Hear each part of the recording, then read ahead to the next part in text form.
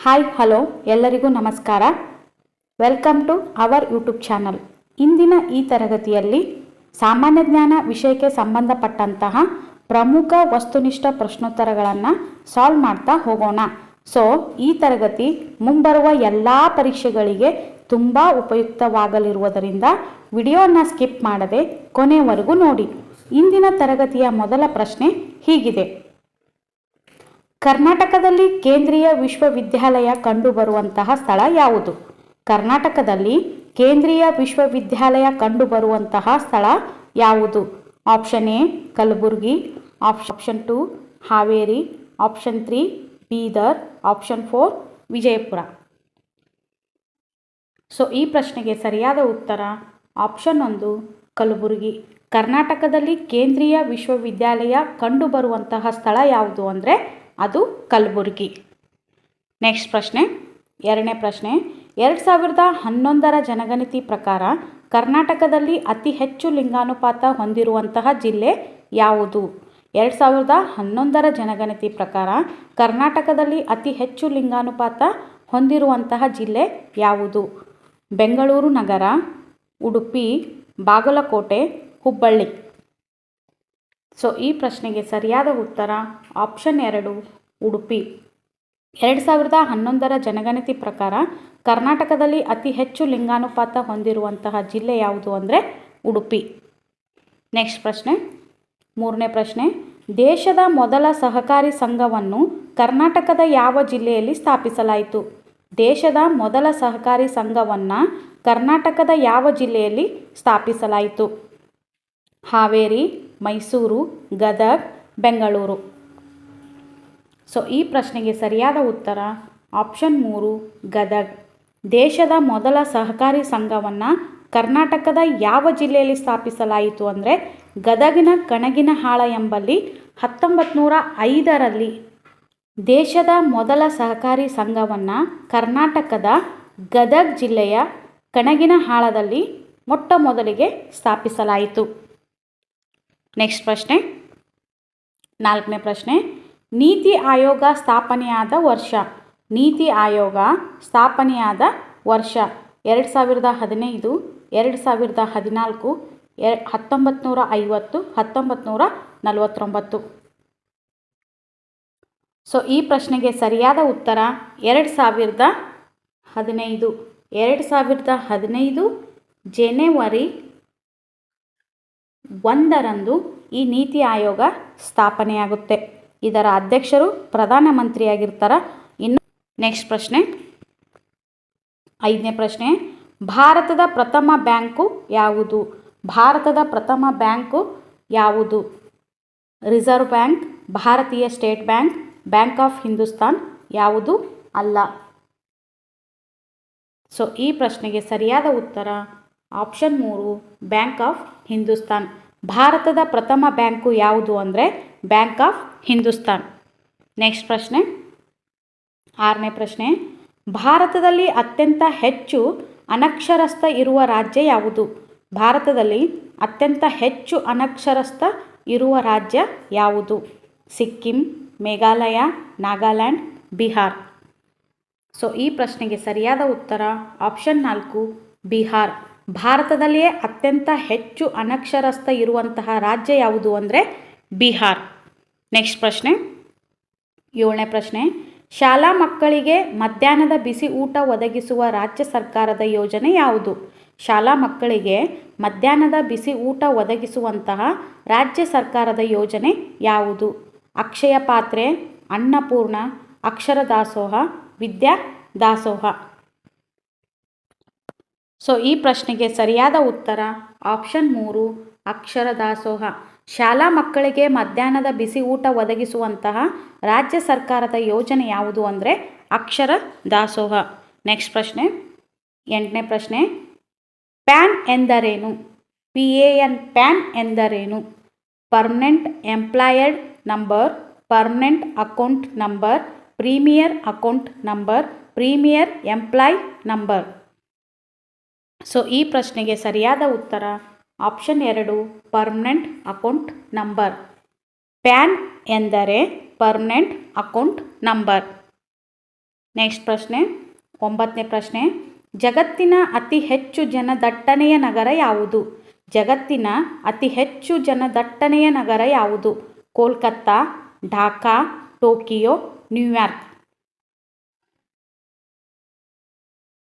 So ಈ ಪ್ರಶ್ನೆಗೆ ಸರಿಯಾದ ಉತ್ತರ ಆಪ್ಷನ್ 3 ಟೋಕಿಯೋ. ಜಗತ್ತಿನ ಅತಿ ಹೆಚ್ಚು ಜನದಟ್ಟಣೆಯ ನಗರ ಯಾವುದು ಅಂದರೆ ಟೋಕಿಯೋ. ನೆಕ್ಸ್ಟ್ ಪ್ರಶ್ನೆ 10ನೇ ಪ್ರಶ್ನೆ, ಜೈ ಹಿಂದ್ ಈ ಘೋಷಣೆ ಕೊಟ್ಟವರು ಯಾರು? ಜೈ ಹಿಂದ್ ಈ ಘೋಷಣೆ ಕೊಟ್ಟವರು ಯಾರು? ಬಂಕಿಮ್ ಚಂದ್ರ, ಸುಭಾಷ್ ಚಂದ್ರ, ಸರ್ದಾರ್ ಪಟೇಲ್, ಪಂಡಿತ್ ನೆಹರು. ಸೊ ಈ ಪ್ರಶ್ನೆಗೆ ಸರಿಯಾದ ಉತ್ತರ ಆಪ್ಷನ್ 2 ಸುಭಾಷ್ ಚಂದ್ರ ಬೋಸ್. ಜೈ ಹಿಂದ್ ಈ ಘೋಷಣೆಯನ್ನು ಕೊಟ್ಟವರು ಯಾರು ಅಂದರೆ ಸುಭಾಷ್ ಚಂದ್ರ ಬೋಸ್ ಅವರು. ನೆಕ್ಸ್ಟ್ ಪ್ರಶ್ನೆ 11ನೇ ಪ್ರಶ್ನೆ, ಇಂಡಿಯಾ ಡಿವೈಡೆಡ್ ಈ ಪುಸ್ತಕದ ಲೇಖಕರು ಯಾರು? ಇಂಡಿಯಾ ಡಿವೈಡೆಡ್ ಈ ಪುಸ್ತಕದ ಲೇಖಕರು ಯಾರು? Abdul Kalam Azad, Sardar Patel, Indira Gandhi, Lal Bahadur Shastri. India divided. So ಈ ಪ್ರಶ್ನೆಗೆ ಸರಿಯಾದ ಉತ್ತರ ಆಪ್ಷನ್ 1 ಅಬ್ದುಲ್ ಕಲಾಂ ಆಜಾದ್. ಅಬ್ದುಲ್ ಕಲಾಂ ಡಿವೈಡೆಡ್ ಈ ಪುಸ್ತಕದ ಕರ್ತೃ ಯಾರು ಅಂದರೆ ಅಬ್ದುಲ್ ಕಲಾಂ ಆಜಾದ್ ಅವರು. ನೆಕ್ಸ್ಟ್ ಪ್ರಶ್ನೆ 12ನೇ ಪ್ರಶ್ನೆ, ವಿಶ್ವಸಂಸ್ಥೆಯ ಆಡಳಿತ ಮುಖ್ಯಸ್ಥನು ಯಾರು? ವಿಶ್ವಸಂಸ್ಥೆಯ ಆಡಳಿತ ಮುಖ್ಯಸ್ಥನು ಯಾರು? ಭದ್ರತಾ ಮಂಡಳಿ ಅಧ್ಯಕ್ಷ, ಮಹಾಸಭೆಯ ಅಧ್ಯಕ್ಷ, ಮಹಾಕಾರ್ಯದರ್ಶಿ, ಹಣಕಾಸು ನಿಯೋಗದ ಮುಖ್ಯಸ್ಥ. ಸೊ ಈ ಪ್ರಶ್ನೆಗೆ ಸರಿಯಾದ ಉತ್ತರ ಆಪ್ಷನ್ 3 ಮಹಾ ಕಾರ್ಯದರ್ಶಿ. ವಿಶ್ವಸಂಸ್ಥೆಯ ಆಡಳಿತ ಮುಖ್ಯಸ್ಥನು ಯಾರು ಅಂದರೆ ಮಹಾ ಕಾರ್ಯದರ್ಶಿ. ನೆಕ್ಸ್ಟ್ ಪ್ರಶ್ನೆ 13ನೇ ಪ್ರಶ್ನೆ, ಹಿಂದುಳಿದ ವರ್ಗಗಳಿಗೆ ಸರ್ಕಾರಿ ಹುದ್ದೆಯಲ್ಲಿ ಮೀಸಲಾತಿಯನ್ನು ದೊರಕಿಸಿಕೊಟ್ಟ ಮೈಸೂರಿನ ದಿವಾನರು ಯಾರು? ಹಿಂದುಳಿದ ವರ್ಗಗಳಿಗೆ ಸರ್ಕಾರಿ ಹುದ್ದೆಯಲ್ಲಿ ಮೀಸಲಾತಿಯನ್ನು ದೊರಕಿಸಿಕೊಟ್ಟಂತಹ ಮೈಸೂರಿನ ದಿವಾನರು ಯಾರು? Seshadri Iyer, Visvesvaraya, Kantharaj Urs, Mark Cubbon. So ಈ ಪ್ರಶ್ನೆಗೆ ಸರಿಯಾದ ಉತ್ತರ ಆಪ್ಷನ್ 3 ಕಾಂತರಾಜ್ ಅರಸು. ಹಿಂದುಳಿದ ವರ್ಗಗಳಿಗೆ ಸರ್ಕಾರಿ ಹುದ್ದೆಯಲ್ಲಿ ಮೀಸಲಾತಿಯನ್ನು ದೊರಕಿಸಿಕೊಟ್ಟಂತಹ ಮೈಸೂರಿನ ದಿವಾನರು ಯಾರು ಅಂದರೆ ಕಾಂತರಾಜ್ ಅರಸವರು. ನೆಕ್ಸ್ಟ್ ಪ್ರಶ್ನೆ 14ನೇ ಪ್ರಶ್ನೆ, ಹಣಕಾಸು ಮಸೂದೆ ಸಂವಿಧಾನದ ಯಾವ ವಿಧಿಯಲ್ಲಿದೆ? ಹಣಕಾಸು ಮಸೂದೆ ಸಂವಿಧಾನದ ಯಾವ ವಿಧಿಯಲ್ಲಿದೆ? 109ನೇ ವಿಧಿ, 100ನೇ ವಿಧಿ, 125ನೇ ವಿಧಿ, 110ನೇ ವಿಧಿ.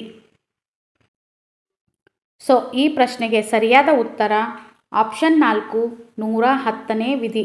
ಹಣಕಾಸು ಮಸೂದೆ ಸಂವಿಧಾನದ 110ನೆಯ ವಿಧಿಯಲ್ಲಿದೆ. ನೆಕ್ಸ್ಟ್ ಪ್ರಶ್ನೆ 15ನೇ ಪ್ರಶ್ನೆ, ಸ್ವಾತಂತ್ರ್ಯ ಸಂಗ್ರಾಮದಲ್ಲಿ ಸ್ವಾತಂತ್ರ್ಯವನ್ನು ಘೋಷಿಸಿಕೊಂಡ ಮೊದಲ ಗ್ರಾಮ ಯಾವುದು? ಸ್ವಾತಂತ್ರ್ಯ ಸಂಗ್ರಾಮದಲ್ಲಿ ಸ್ವಾತಂತ್ರ್ಯವನ್ನು ಘೋಷಿಸಿಕೊಂಡಂತಹ ಮೊದಲ ಗ್ರಾಮ ಯಾವುದು? ಶಿವಪುರ, ಅಂಕೋಲಾ, ಇದು ರಾಷ್ಟ್ರದ ಈಸೂರು. ಸೊ ಈ ಪ್ರಶ್ನೆಗೆ ಸರಿಯಾದ ಉತ್ತರ ಆಪ್ಷನ್ 4 ಈಸೂರು. ಸ್ವಾತಂತ್ರ್ಯ ಸಂಗ್ರಾಮದಲ್ಲಿ ಸ್ವಾತಂತ್ರ್ಯವನ್ನು ಘೋಷಿಸಿಕೊಂಡಂತಹ ಮೊದಲ ಗ್ರಾಮ ಯಾವುದು ಅಂದರೆ ಈಸೂರು. ನೆಕ್ಸ್ಟ್ ಪ್ರಶ್ನೆ 16ನೇ ಪ್ರಶ್ನೆ, ಭಾರತ ಹಾಗೂ ಅಫ್ಘಾನಿಸ್ತಾನ್ ನಡುವಿನ ಗಡಿರೇಖೆ ಯಾವುದು? ಭಾರತ ಹಾಗೂ ಅಫ್ಘಾನಿಸ್ತಾನ್ ನಡುವಿನ ಗಡಿರೇಖೆ ಯಾವುದು? ಸಿಯಾಚಿನ್, ಡುರಾಂಡೋ, ಪಾಕ್ ಜಲಸಂಧಿ, ಮ್ಯಾಕ್ಮೋಹನ್. ಸೊ ಈ ಪ್ರಶ್ನೆಗೆ ಸರಿಯಾದ ಉತ್ತರ ಆಪ್ಷನ್ 2 ಡುರಾಂಡೋ. ಭಾರತ ಹಾಗೂ ಅಫ್ಘಾನಿಸ್ತಾನ ನಡುವಿನ ಗಡಿರೇಖೆ ಯಾವುದು ಅಂದರೆ ಅದುವೇ ಡುರಾಂಡೋ ರೇಖೆ. ನೆಕ್ಸ್ಟ್ 17ನೇ ಪ್ರಶ್ನೆ, ಭಾರತದ ಅತಿ ದೊಡ್ಡ ದ್ವೀಪ ಯಾವುದು? ಭಾರತದ ಅತಿ ದೊಡ್ಡ ದ್ವೀಪ ಯಾವುದು? ಮಧ್ಯ ಅಂಡಮಾನ್, ಕಾರ್ ನಿಕೋಬಾರ್, ನಿಕೋಬಾರ್, ನಾರಿಯಲ್ ನಿಕೋಬಾರ್. ಸೊ ಈ ಪ್ರಶ್ನೆಗೆ ಸರಿಯಾದ ಉತ್ತರ ಆಪ್ಷನ್ 1 ಮಧ್ಯ ಅಂಡಮಾನ್. ಭಾರತದ ಅತಿ ದೊಡ್ಡ ದ್ವೀಪ ಯಾವುದು ಅಂದರೆ ಮಧ್ಯ ಅಂಡಮಾನ್. ನೆಕ್ಸ್ಟ್ ಪ್ರಶ್ನೆ 18ನೇ ಪ್ರಶ್ನೆ, ಬಂಗಾಳದ ಕಣ್ಣೀರು ಎಂದು ಯಾವ ನದಿಯನ್ನು ಕರೆಯುವರು? ಬಂಗಾಳದ ಕಣ್ಣೀರು ಎಂದು ಯಾವ ನದಿಯನ್ನು ಕರೆಯುವರು?